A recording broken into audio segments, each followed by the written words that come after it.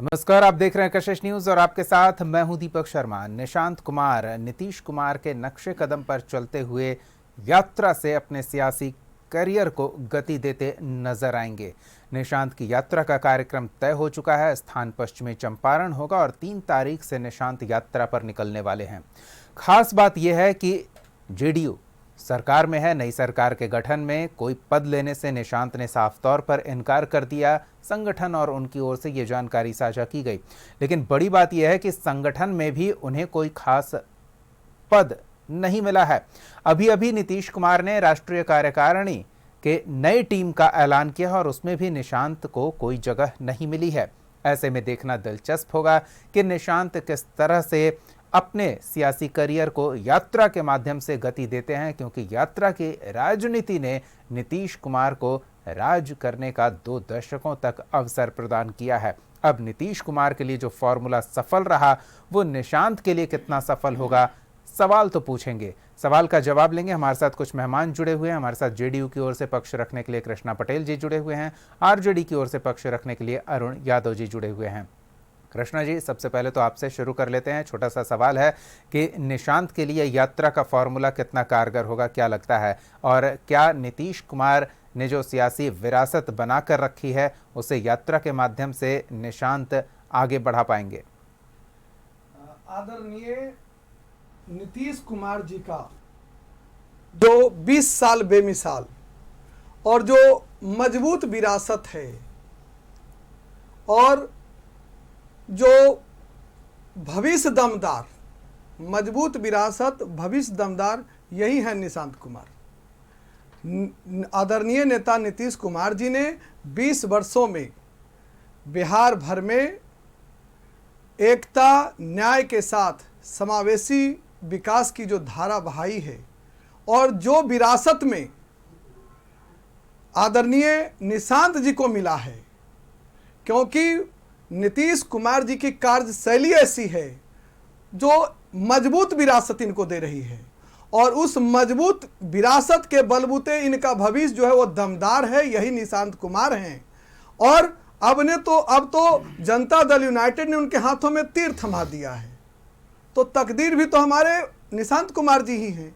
और पार्टी के आग्रह पर इन्होंने स्वीकृति प्रदान की है और यह स्पष्ट तौर पर कहा जा सकता है कि नीतीश कुमार जी का जो विरासत है, जो उनका एजेंडा रहा है, जनता के बीच में जाना, उनकी समस्याओं को सुनना, कार्यकर्ताओं का हौसला बढ़ाना, कार्यकर्ताओं को प्रोत्साहित करना, यही कदम पर, इसी मॉडल पर निशांत कुमार जी चलने का जो स्वीकृति प्रदान किए हैं और जो संकल्प आदरणीय नेता नीतीश कुमार जी का रहा, जो निश्चय, 7 निश्चय संकल्प के माध्यम से इन्होंने करते आए हैं और 2025 से 30 में भी इन्होंने जो संकल्प लिया है, उस संकल्प को पूरा करने के लिए जनता के बीच में जा रहे हैं भाई निशांत कुमार जी। इसका हम स्वागत करते हैं। नीतीश जी का मिशन अधूरा निशांत कुमार ही करेंगे पूरा, यह स्पष्ट तौर पर दिखाई दे रहा है इस यात्रा के माध्यम से। चलिए, हम अरुण जी से जान लेते हैं कि वो क्या मानते हैं। निशांत फिलहाल न कोई सियासी कद है उनका, न कोई सियासी पद उन्होंने धारण किया है। यात्रा के माध्यम से क्या हासिल होगा, क्या लगता है अरुण जी? देखिए, निशांत जी के माध्यम से डूबती हुई जेडीयू को बचाने का एक असफल प्रयास किया जा रहा है। और आज हम निशांत जी को सुन भी रहे थे। वो बोल रहे थे कि हम जनता के बीच जाएंगे, दौरा करेंगे और पिताजी के जो 20 वर्षों का के कार्यकाल में उन्होंने किया है वो बताएंगे। अच्छी बात है, निशांत जी राजनीति में आए हैं और जनता के बीच जाना ही चाहिए, इसमें कहीं कोई दिक्कत नहीं है। चूँकि जनता ही असली मुहर लगाती है। भले वो नीतीश कुमार जी के सुपुत्र हैं, वो अलग बात। राजनीति में आते आते बहुत देर कर दी, वो अलग बात है।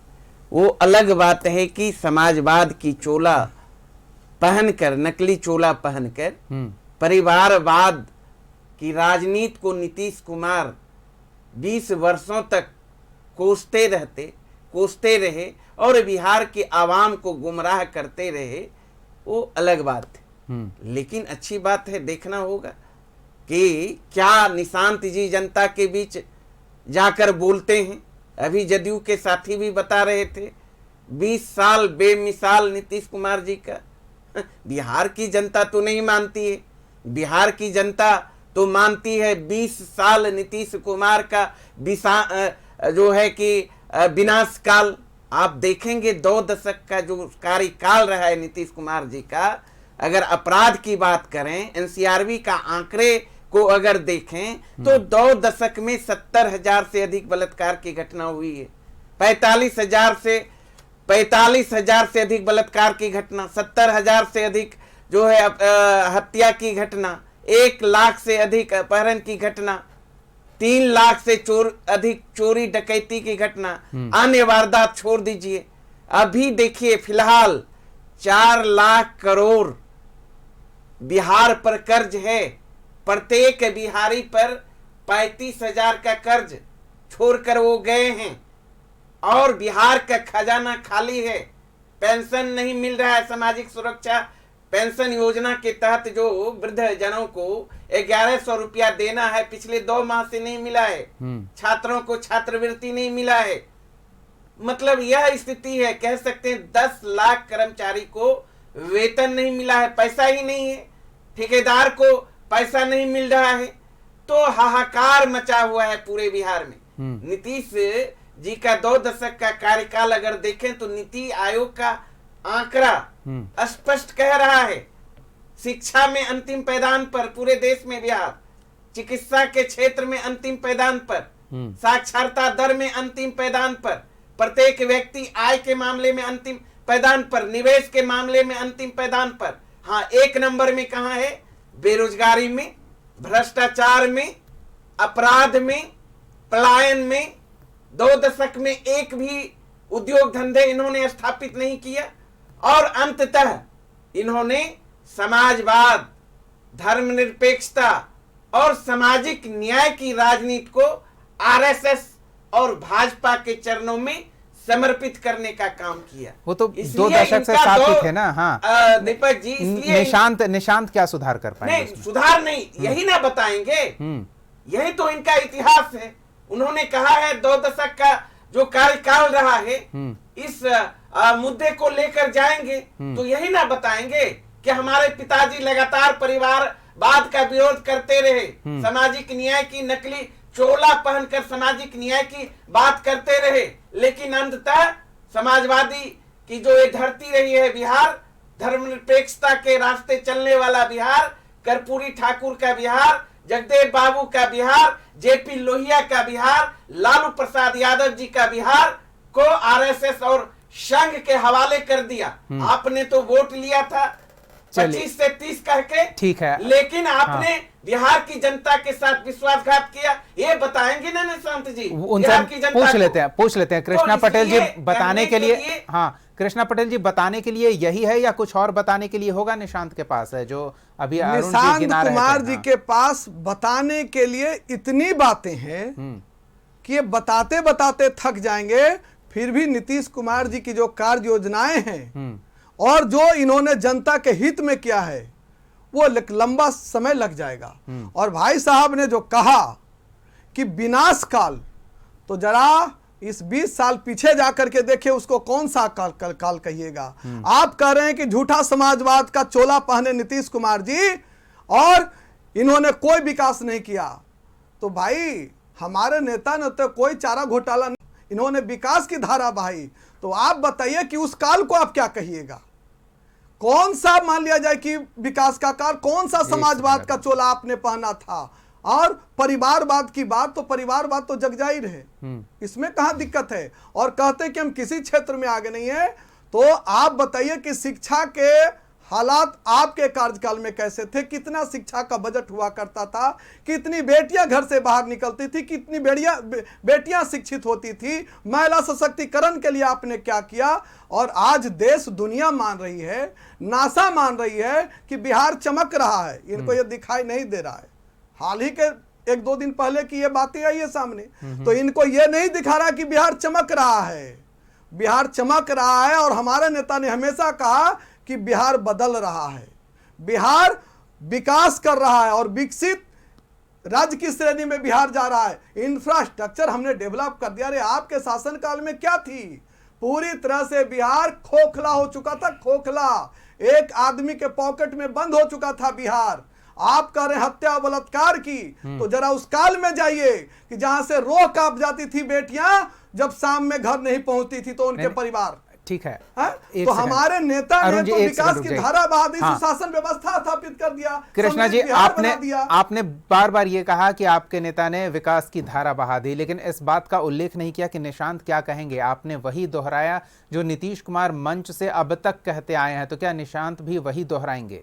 निशांत कुमार जी जनता के बीच में जा रहे हैं, अपने कार्यकर्ताओं से मिलने जा रहे हैं, अपने कार्यकर्ताओं से संवाद स्थापित करेंगे और जनता के बीच में जा करके जो इन्होंने 20 वर्षों में कार्य किया है और जो इनसे संकल्प लिया गया 25 से 30 के लिए, उसको पूरा करने के लिए संकल्पित हैं भाई निशांत कुमार जी। मैंने कहा कि नीतीश जी का जो मिशन अधूरा वो निशांत कुमार ही करेंगे पूरा। पूरी तरह से कार्य योजना उस मॉडल ठीक है, क्या अधूरा रह गया और क्या निशांत पूरा करेंगे और कितना सक्षम है वो पूरा करने में, ये भी हम समझेंगे। हमारे साथ राजनीतिक विश्लेषक डॉक्टर ध्रुव कुमार जी जुड़े हुए हैं। ध्रुव जी, बहुत बहुत स्वागत है आपका कशिश न्यूज पर। ध्रुव जी, हम निशांत की यात्रा का जो कार्यक्रम तय हुआ है उस पर जो संभावित सवाल हैं बातचीत कर रहे हैं। एक सवाल जो अहम है वो ये कि निशांत इस यात्रा से क्या क्या साधने के लिए निकल रहे हैं और क्या लगता है कि निशांत नीतीश के इस यात्रा वाले फॉर्मूले पर ही उतनी कामयाबी अर्जित कर पाएंगे? देखिए, हमारे देश की राजनीति में यात्राओं का बड़ा महत्व है। आपको स्मरण होगा कि गांधी जी जब दक्षिण अफ्रीका से लौटे, गांधी बोले तो महात्मा गांधी, तो गोपाल कृष्ण गोखले जो उनके राजनीतिक गुरु थे, तो उन्होंने कहा कि अगर भारत को समझना है, भारत के लिए कुछ करना है, तो जरा भारत में घूमो, भारत के गांव में घूमो। और वो उनके इस सूत्र वाक्य को पकड़कर वो देश भर में घूमते रहे। उसी क्रम में जब चंपारण से राजकुमार पाठक जी ने उन्हें बुलाने का बीड़ा उठाया, तो उनके आमंत्रण को उन्होंने स्वीकार किया और चंपारण आए। और हम सब जानते हैं कि गांधी जी की चंपारण यात्रा ने भारतीय राजनीति की दिशा बदल दी और उनकी राजनीतिक करियर को कितना लाभ हुआ ये हम सब पढ़ चुके हैं, जानते हैं, समझते भी हैं। फिर मैं आपको दोहराना चाहता हूं कि राजनीतिक यात्राओं का अपना एक महत्व है। हमारे चंद्रशेखर पूर्व प्रधानमंत्री युवा तुर्क कहे गए, उन्होंने भी एक यात्रा निकाली थी और पूरा देश घूम रहे थे और उसका लाभ उनको मिला। आजकल भी यात्राएं होती हैं। नीतीश कुमार जी, जैसा कि आप सब जानते हैं, 17-18 यात्राएं वो अपने 20 साल के करियर में उन्होंने की और कितना सफल हुआ नहीं हुआ वो आकलन अलग है। जहां तक निशांत की बात है, तो देखिए, मुझे लगता है निशांत कोई साधेंगे सधेंगे से ज्यादा जरूरी है, साधेंगे से ज्यादा सधेंगे। वो अपने आप को साधने के लिए जा रहे हैं, वो अपने आप को समझने के लिए जा रहे हैं, लोगों के बीच अपनी पहचान बनाने के लिए जा रहे हैं। मुझे लगता है उनसे ज्यादा राजनीतिक लाभ या राजनीतिक आकलन के बजाय उसको इस नजरिए से देखना चाहिए। वो बिल्कुल नए हैं। उनके सलाहकारों ने, मुझे लगता है पिताजी ने भी और भी कई लोगों ने कहा होगा कि आप जाओ, लोगों से मिलो। और हम सब जानते हैं राजनीतिक गलियारे में चर्चा थी कि वो उप मुख्यमंत्री पद पे आएंगे, जैसा कि नहीं हुआ ऐसा कुछ। फिर लग रहा है मंत्रिमंडल में आएंगे, ये भी संकेत मिल रहे हैं कि शायद वो मंत्रिमंडल में भी नहीं आएंगे। तो ये उनके राजनीतिक करियर की एक सदी हुई शुरुआत की कोशिश है ये यात्रा, मुझे लगता है। और वो गांव में जाएंगे, लोगों से मिलेंगे, अपनी पहचान बनाएंगे, बातचीत करेंगे, लोगों की समस्या को समझेंगे। और उनका जो एक शाईपन है, वो कह सकते हैं कि अभी वो खुल के नेता की तरह बात नहीं करते, वो बातचीत करने में घबराते हैं। शायद भीड़ भी उन्हें बहुत नहीं भाती, क्योंकि अब तक वो राजनीतिक गतिविधियों से बहुत दूर रहे हैं। हालांकि वो मुख्यमंत्री के सुपुत्र हैं और 20 साल तक उनके पिता मुख्यमंत्री रहे, उससे पहले केंद्रीय मंत्री रहे, सांसद रहे। हम सब जानते हैं वो चारों सदन के अब सदस्य हैं।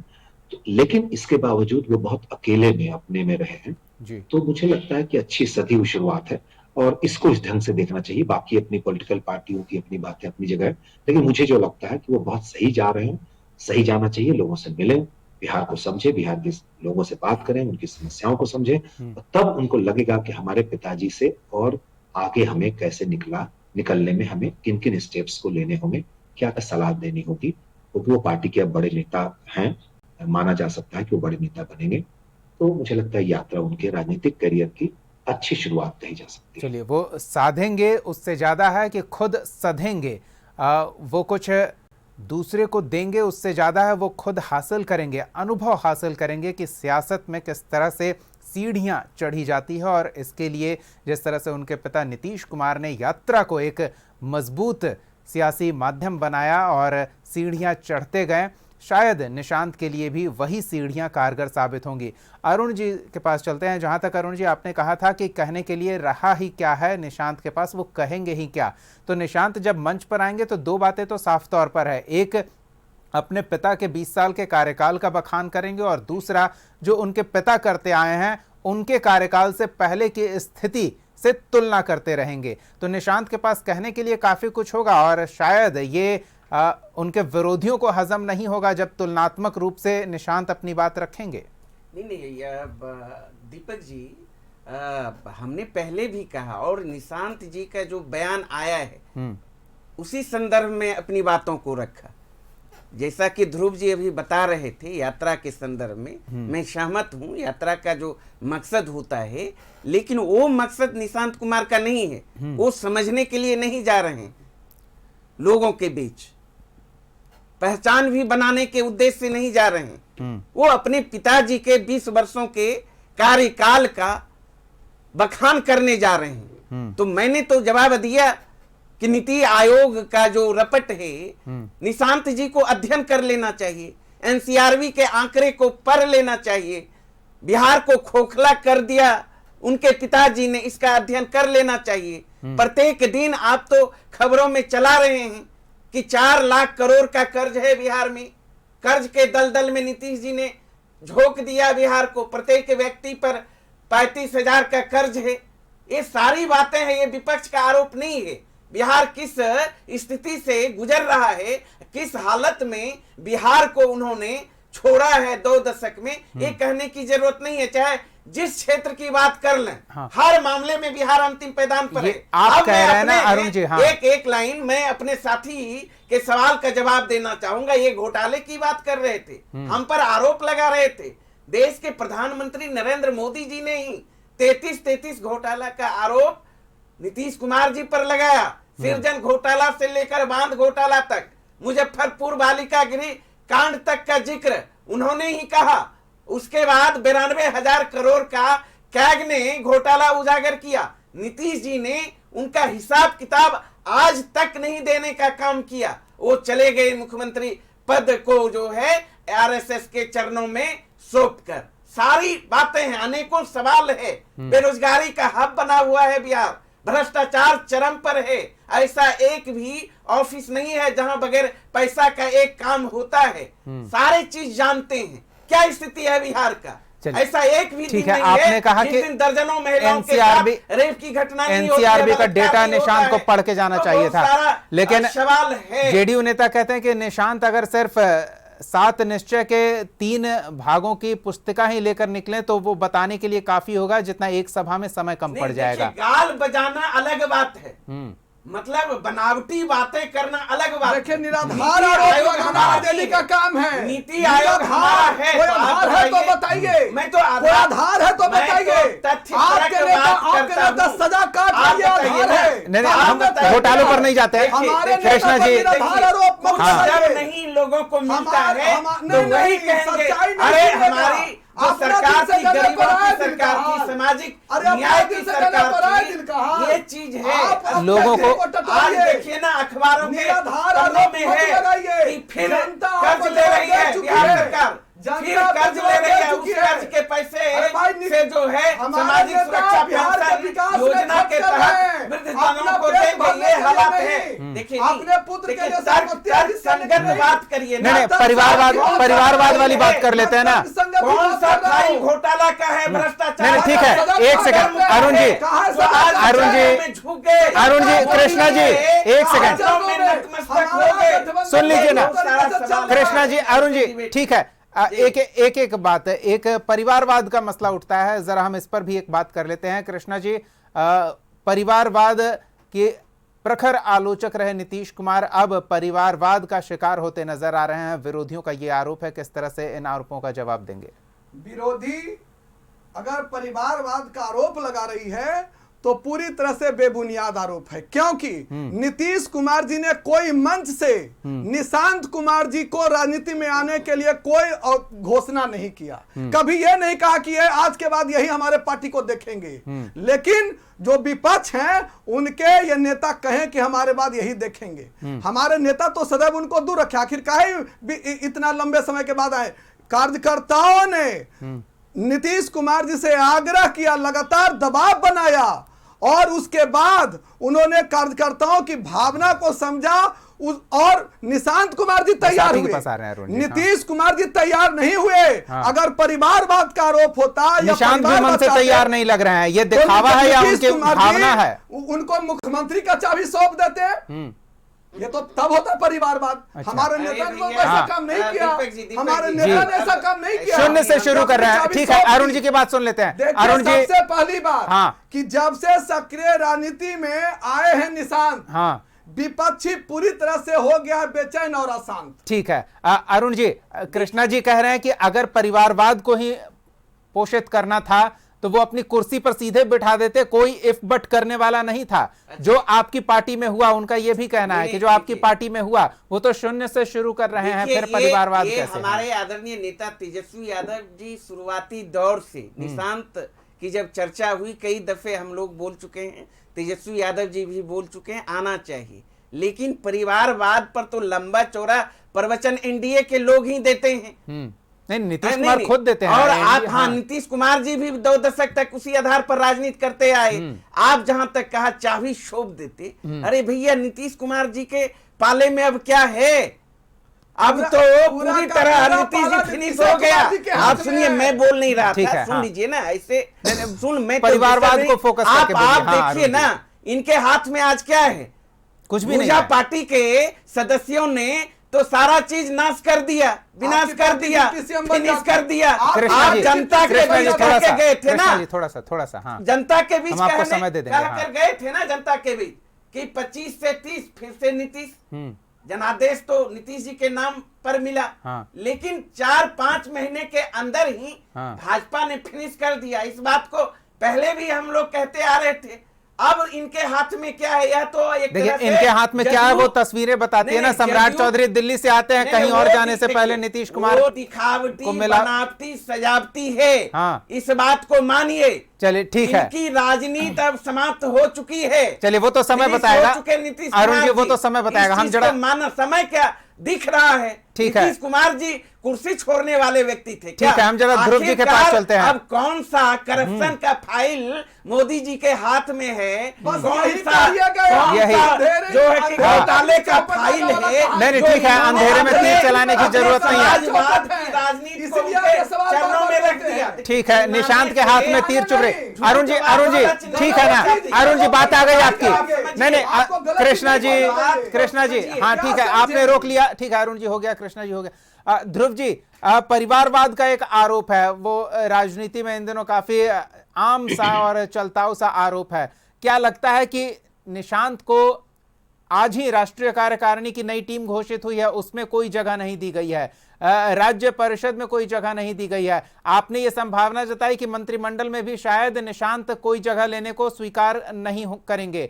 डिप्टी सीएम बनाने की चर्चा थी, वो चर्चा भी निराधार साबित हुई। तो क्या ये बचने का प्रयास है नीतीश कुमार का? निशांत शून्य से शुरू करेंगे और नीतीश का नाम है तो शिखर पर पहुंच ही जाएंगे, लेकिन परिवारवाद के आरोपों से बच पाएंगे क्या? देखिए, मुझे लगता है कि नीतीश जी निश्चित तौर पर उनकी जो छवि है वो एक अलग तरह की है। नेता हैं सभी, सत्ता में आने के लिए सब राजनीति के जो अपने तरीके हैं वो अपनाए जाते हैं, लेकिन फिर भी उनमें नीतीश जी कम से कम अपने परिवार के किसी सदस्य को के उदाहरण है। इसमें पुराने समाजवादी नेताओं के उदाहरण लिए जा सकते हैं। उन्होंने कोशिश की कि एक सीताराम केसरी जी के बारे में कहा जाता था, कांग्रेसी जो कांग्रेस के कोषाध्यक्ष रहे लंबे समय तक, वो भी अपने परिवार को राजनीति से लेकिन दूर सारे रखते हैं चीज का तो ज्यादातर। तिलांजलि दे दिए ना, जरा अब कहाँ? सुन लेते हैं। मैं जरा आप अपनी बात कर लूं। नहीं, नहीं, अरुण जी, मैं जरा नहीं, अपनी बात कर लूं। आपसे मैं अपनी मेरा बात कर सवाल लूं। है, मैं अरुण जी, मानता हूं। मैं अपनी बात कर लूं। हाँ, आप मुझे तिलांजलि नेतागिरी वाली नहीं बात है, करनी, उस पर भी वो मुझे टिप्पणी कर लेंगे। जी, ध्रुव जी राजनीति अपनी नहीं बात करनी, राजनीति नहीं करनी, जी, ध्रुव राजनीति जी मुझे नहीं बोलिए। करनी। आप करिए, आप बोलिए, आप बोलने के लिए स्वतंत्र हैं। मैं जो कह रहा हूँ वो सुनिए, आप गौर करिए। राजनीति करते हैं आप लोग, जरा सा इतिहास भी जानिए, सुनिए। कम से कम नीतीश कुमार जी वो उदाहरण पेश नहीं किए जो लालू यादव जी जेल जाते समय राबड़ी जी को मुख्यमंत्री बना के किए। बात सुनने में बुरी लगती है लेकिन ये सच्चाई है। उस वक्त हम सब जानते हैं, जो भी आप भी जानते होंगे शायद, अब्दुल बारी सिद्दीकी का नाम आया था और भी कई नाम आए थे, लेकिन सबको तिलांजलि लेकर लालू प्रसाद जी ने राबड़ी जी को विधायक दल ने बनाया, परिवार विधायक एक दल फिर आप विधायक दल ने आप- विधायक आप- सम्मति से सुनिए, चुना। आपकी बात नोट कर ली गई। अरुण जी, अरुण जी, नहीं, आप अरुण जी, चार बार- अरुण जी, अरुण जी, एक ही अरुण बात जी, चार बार अरुण जी, अरुण जी, अरुण जी, अरुण जी, हाँ, अरुण जी, अरुण जी, अरुण जी, ठीक है। अरुण नहीं, जी, एक ही बात चार बार बोलने से वो बात सही या गलत नहीं होगी। आपकी बात उन्होंने नोट की। मैं आपको कह नहीं, रहा हूं, उन्होंने आपकी बात नोट की। हाँ, चलिए ध्रुव जी आगे। अरुण जी सुनिए, अरुण जी आप फिर कह रहा हूँ राजनीति करिए आप। जदयू ये के तकनीकी बाकी पहलू लोगों भी के साथ डिबेट सामने करिए, रख रहे थे, बस मुझसे वही है। मत करिए। मैं हाँ। कोई, आप बात समझिए बात को। कोई विधायक दल का नेता, आप जानते हैं विधायक दल के शिक्षा से विधायक दल के नेता करे उस समय आप अगर राजनीति में नहीं थे, लेकिन हम लोग पत्रकारिता में थे और मिनट मिनट की बात जानते हैं किस ढंग से वो क्या हुआ था। तो ये तो पूरा विवरण आपको कभी मिलिएगा, बताऊंगा। और आपको लगता है कि लालू यादव के रहते हुए विधायक दल का नेता किसी को चाहता तो विधायक पार्टी बना दिया जाता नेता? आपको ऐसा लगता है कि लालू यादव इतने कमजोर थे उस समय? चलिए, सब ऑफ रिकॉर्ड बातें हुई ध्रुव जी। आप रिकॉर्ड तब प्लीज आप ऐसी बातें मत करिए प्लीज। अरुण जी फिर मैं कह रहा हूँ, हाँ चलिए, वो लिस्ट पे सबका हस्ताक्षर था, ये चलिए ठीक है। आप भी जानते हैं ध्रुव जी, क्या हुआ, इशारों में ही बातों को रखा जाए, राजनीतिक लोगों को आपत्ति होगी। हाँ, मुझे अपनी बात कहने दीजिए जी। आप बिल्कुल। तो मुझे लगता है कि नीतीश जी अब तक के जितने लोग हैं, देखिए परिवारवाद में मतलब है कि वो कमान संभालेगा। एक बार लालू जी ने कहा था, उस बात को आप इनकार मत करिए, कि उन्होंने कहा था कि हाँ अगर डॉक्टर का बेटा डॉक्टर हो सकता है, बाकी पेशेकार का बेटा उस पेशे में जा सकता है, तो मेरा, अगर मैं मुख्यमंत्री हूं तो मेरा बेटा मुख्यमंत्री क्यों नहीं होगा? मेरा कहने का मतलब ये नहीं कि नहीं जाना चाहिए राजनीति में, लेकिन अगर योग्य नहीं है, वो पार्टी वर्कर के रूप में काम करके आगे आता है, तो मुझे लगता है कि कहाँ किसी को आपत्ति होगी। लेकिन बोझ करना, उनको एस्टैब्लिश करना और पूरी पार्टी पे थोप देना, ये परिवारवाद कहलाता है। हो सकता है आपकी समझ कुछ और हो, हमारी जो समझ है, मैं अपनी बात कर रहा हूँ। तो मुझे लगता है ये उदाहरण नीतीश कुमार जी ने इसे परिवारवाद आप नहीं ना मानते हैं। फिर आप बोल रहे बताएंगे, वो बताएंगे, बस एक बार में आपकी बात आ गई, वो बताएंगे। हाँ ध्रुव जी, मुझे बोलने दीजिए ना, आप मुझे अपनी बात करनी चाहिए। आपकी बारी आएगी, आप बोलिएगा, आपको जो अच्छा लगेगा वही बोलिएगा। नहीं, हमारी बात आप नहीं, हम आपकी बात कैसे? आप उन्होंने अपने परिवारवाद की परिभाषा दी। ये डिबेट ध्रुव नहीं है। ध्रुव जी ने, अरुण जी, परिवारवाद नहीं अरुण जी, मानते हैं, आप एक उससे लाइन सहमत में हो सकते हैं या असहमत हो सकते हैं। हाँ, मेरा सवाल है तो वो अपनी बात रख ही रहे, उसी का जवाब आप दे रहे हैं। सवाल आप सवाल एंकर के माध्यम से करिए, आप मत करिए। आप नहीं कार्यक्रम को संचालित कर रहे हैं, आप, मैं उनके कार्यक्रम में आया हूँ, आप अपनी बात कहने को स्वतंत्र हैं, मुझे अपनी बात कहने दीजिए, उनके सवाल का जवाब। मैं जो जहां तक परिवारवाद समझता हूँ, देखिए पार्टी में ऐसा नहीं है कि पार्टी के व्यक्ति को, उनके परिवार के लोगों को, उनके पुत्र को, पुत्रियों को, भाई को, किसी को भी राजनीति में आने की मनाही है। राजनीति में वो नहीं आ सकते, ऐसा कोई नहीं कि वो एकदम रोक लगा दी जाएगी। मैं फिर कह रहा हूँ, अगर वो योग्य है, वो पार्टी में उसको इंटरेस्ट है, राजनीति में इंटरेस्ट है। बहुत लोगों को राजनीति के ऐसे हैं जिनके बच्चों को राजनीति में इंटरेस्ट नहीं है। आप सब जानते हैं कि राहुल गांधी किस तरह से राजनीति में आया, राजीव गांधी किस तरह से राजनीति में आया, संजय गांधी को इंटरेस्ट था। तो कहने वाले थोड़ा सा आप चीजों को समझिए, सुनिए, उसके बाद अपनी राय बनाइए। ध्रुव जी, आपने योग्यता की बात की। अरुण जी एक सेकंड, अरुण जी अरुण जी, हाँ वही मैं उनसे पूछ रहा हूँ। अरुण जी, मैं हूं ना, सवाल के लिए आपको परेशान नहीं होने पड़ेगा। ध्रुव जी, आपने योग्यता की बात की और वही उदाहरण मैं लेता हूं, डॉक्टर का बेटा डॉक्टर, तो डॉक्टर बनने के लिए 5 साल की अगर पढ़ाई कर ले तो वो डॉक्टर बन जाएगा।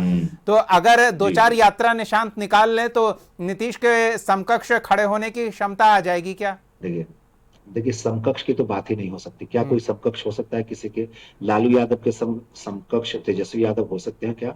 लालू यादव का अपना रोल है, उनको गरीबों के उत्थान में, दलितों के, अल्पसंख्यक के उत्थान में इतिहास गवाह है। कभी 15 साल का अपना इतिहास है। लेकिन इसका मतलब ये नहीं है, वो जो पार्टी वर्कर बोलेंगे, समीक्षक वही बोलेंगे, इतिहास वही बोलेगा। उन पार्टी कार्यकर्ता अपने नेता को कैसे, उनकी पार्टी के खिलाफ बोल सकते हैं क्या? अगले दिन वो पार्टी से निष्कासित हो गए, अगले घंटे हो जाएंगे। ये तो अनुशासन है, जी। अनुशासनात्मक कार्रवाई होगी। लेकिन इतिहास जब आकलन करेगा, जब समीक्षा की जाएगी, तब मैं जो कह रहा हूँ 15 साल 20 साल 15 साल बनाम 20 साल क्यों हो रहा है कि नीतीश जी ने कम से कम आज की तारीख में, सड़कें नहीं थी उस वक्त, बिजली नहीं थी, ये तटस्थ होकर बातें की जाएगी तो स्पष्ट हो सकता है जदयू के कार्यकर्ता कुछ और बोले, आरजेडी के कार्यकर्ता कुछ और बोले, लेकिन हम सब जानते हैं कि जो 20 साल सत्ता में जब आए थे 85 में, सॉरी 2005 में नीतीश जी, उस समय क्या स्थिति थी बिहार की, लॉ एंड ऑर्डर की, बिजली की, सड़कों की। आज कम से कम ये स्थिति बदली है, तो क्या क्रेडिट नीतीश कुमार को नहीं मिलेगा? और ये सिर्फ बोलने का हक जदयू के कार्यकर्ताओं को ही है क्या? और इसका विरोध करने का हक सिर्फ आरजेडी कार्यकर्ताओं या विपक्ष का ही है क्या? आकलन भी चीज है, तो क्या इससे इनकार कर सकते हैं आप? तो ये फिर मैं कह रहा हूं, मैं उसमें नहीं जाना चाहता, मैं निशांत की बात कह रहा हूं। निशांत ने बहुत सही शुरुआत करने की, जिसने भी सलाह दी है अच्छी है, लोगों को समझे। जहां तक उनके बराबर जाने की बात है, नहीं जाएंगे, ये तो तय है। उनकी अपनी शख्सियत है, हर किसी का पिता का बराबर पुत्र नहीं करता, वो आगे भी जा सकता है, पीछे भी रह सकता है, बराबरी तो नहीं कर सकता। राजनीति में इसका उदाहरण है, वो कुछ अपने अध्याय लिखेंगे, कुछ अपने काम करेंगे। अभी भी चुनौती है, अभी भी, लेकिन तब है कि वो कितना जल्दी इन चीजों को सीखते हैं, वो कितना जल्दी लीडरशिप डेवलप करते हैं अपने आप में, ये उनकी चुनौती है, ये उनकी चुनौती है। ये परिवारवाद है कि इन आरोपों से बच पाएंगे? नहीं, वही मेरा सवाल था कि ये परिवारवाद के आरोपों से बच पाएंगे या नहीं? हाँ, इसलिए बच पाएंगे कि उन्होंने इम्पोज नहीं किया उसको, उन्होंने उसको इंट्रोड्यूस नहीं किया। जैसे मैं फिर फिल्मी दुनिया से उदाहरण दे रहा हूँ आपको। देखिए, बड़े बड़े स्टार थे जिनके बारे में आप कल्पना कर सकते हैं, उनके बच्चों को उन्होंने अपने बच्चों को लेकर फिल्म बनाई। एक वो फिल्म 2 चल गई, लेकिन बाद में फिर उनकी बराबरी क्या, चलिए, बॉलीवुड में आप गए ध्रुव जी, तो वहां से अभिषेक बच्चन और ऋतिक रोशन दोनों एक साथ लॉन्च होने वाले 2 सुपरस्टार फैमिली के 2 किड्स जो अपने स्टारडम को लेकर संघर्ष करते अलग अलग परिस्थितियों में नजर आए हैं। फिर जी हाँ, उनको मेहनत करनी पड़ी, लेकिन मेरा कहना है कि बाकी जो जी ठीक है, हाँ, अरुण जी की थोड़ी सी सुन लेते हैं, समय अभाव है ध्रुव जी। अरुण जी जल्दी से, सुनील गावस्कर के पुत्र भी क्रिकेट में आए, नए लोग भी आए, लेकिन क्या उतने वो सफल हुए जितना नए लोग हो गए? बिल्कुल गारंटी नहीं है कि जो परिवार से आ रहा है वो परिवार में सफल ही होगा। लेकिन विपक्ष इन आरोपों को खत्म तो नहीं करेगा, इन आरोपों के बहाने तीर की धार कुंद करने का प्रयास करता रहेगा। अरुण जी जल्दी से क्या कहेंगे? करेंगे सीधा नाक छू के नहीं। चलिए, गया के राग को मत हो, यात्रा में पता चल जाएगा। नहीं, ये पहला विश्लेषक करता है, इन्हें हम धन्यवाद देना चाहते हैं कि जो इनको अब ये नीतीश कुमार जी का ये परिवारवाद नहीं है, बहुत तकनीकी तौर पर जिस तरह से आपने कहा, नहीं अरुण जी, जिस तरह से आपने कहा कि लालू प्रसाद यादव ने राबड़ी देवी को नहीं चुना, विधायक दल के नेता ने उन्हें चुना है, उसी तरह से ध्रुव जी का बात आप है ही नहीं, ध्रुव जी के तर्क को भी हजम कीजिए। से परिवार, ठीक है, समय अभाव है हमारे पास, लेकिन चर्चा दिलचस्प हो रही थी। हम कोशिश करेंगे कि इस सवाल को आगे भी बरकरार रखें, कम से कम तब तक जब तक निशांत की यात्रा शुरू नहीं हो जाती और उस यात्रा का शुरुआती रुझान नहीं आने लगता है, तब तक ये सवाल बना रहेगा और हम इस सवाल पर आगे फिर बातचीत करेंगे। फिलहाल के लिए समय अभाव है। बहुत बहुत धन्यवाद कृष्णा पटेल जी, अरुण यादव जी, ध्रुव कुमार जी, अपना समय देने के लिए, इस चर्चा में शामिल होने के लिए। अगले एपिसोड में एक और सवाल के साथ हम फिर मौजूद रहेंगे। तब तक के लिए देखते रहिए कशिश न्यूज।